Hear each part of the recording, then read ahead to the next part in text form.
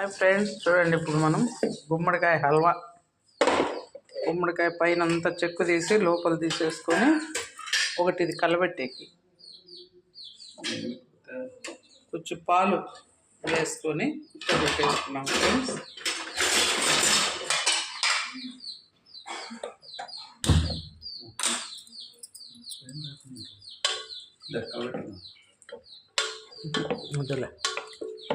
చూడండి, పాలు వేసేసి ఇదంతా పైన చెక్కు లోపలదంతా తీసి సన్న ముక్కలు కోసుకొని విజిల్ పెట్టేస్తాం. బెల్లం పక్కన కొట్టుకున్నాం. 3 విజిల్స్ వచ్చేసినాయి ఫ్రెండ్స్. పక్కన పెట్టేస్తాను. పాలు వేసిన గుమ్మడి. చూడండి, బెల్లం కొద్దిగా వాటర్ వేసుకొని దీన్ని కరిగించుకుందాం. కరిగిన తర్వాత వడగట్టుకోవాలి ఫ్రెండ్స్. ఏమన్నా చెత్త ఉంటుంది కదా దీంట్లో, అందుకని బెల్లం పక్కన ఉడకబెట్టాం. లేదంటే గుమ్మడికాయకే వేసేయచ్చు. ఇది లాస్ట్లో వేసుకున్నాం. ఇక్కడ నెయ్యి అన్నమాట. నెయ్యిలో డ్రై ఫ్రూట్స్ వేసుకున్నాం ఫ్రెండ్స్. జీడిపప్పు, ద్రాక్ష, బాదం, ఇలాచి, యాలకుల పొడి కూడా వేసుకున్నాం.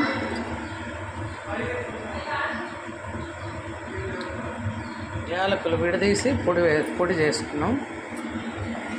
చూడండి, బెల్లం పాకం వస్తూ ఉంది. దీనికే పాకం అక్కర్లేదు ఫ్రెండ్స్.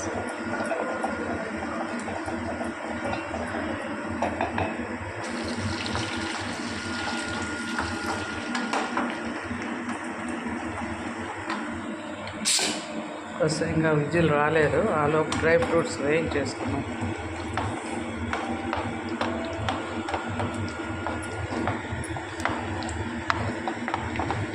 ద్రాక్ష చూడండి ఫ్రెండ్స్, ఎంత పెద్దగా అయిపోతాయి. మళ్ళీ ఆపుతానే మళ్ళీ మామూలుగా వచ్చేస్తాయి కదా.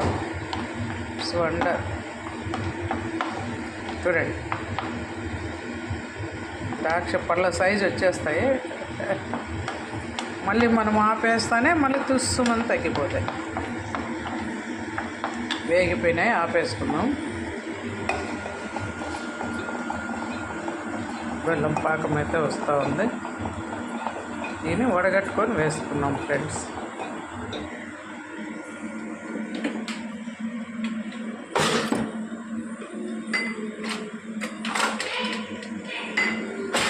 చిన్న నలకలు లాంటివి ఉంటాయి కాబట్టి వడగట్టాలి.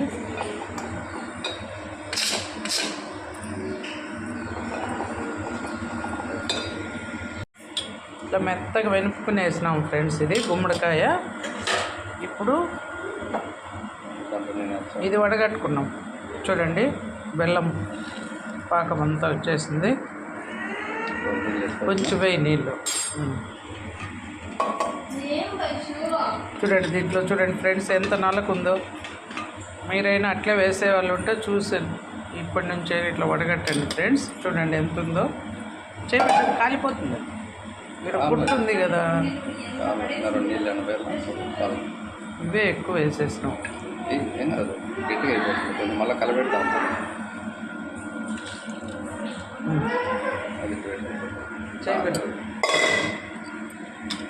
చూడండి ఫ్రెండ్స్ ఎంత నల్లగా వచ్చేసిందో. నల్లగా ఇది తయారు చేసినప్పుడు ఉండేది ఎంత ఇది.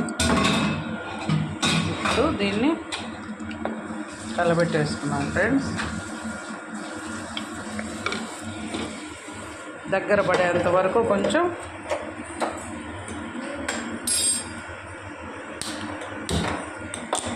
చూడండి, ఈ వాటర్ బెల్లం అంతా బాగా కలబెట్టేస్తాం.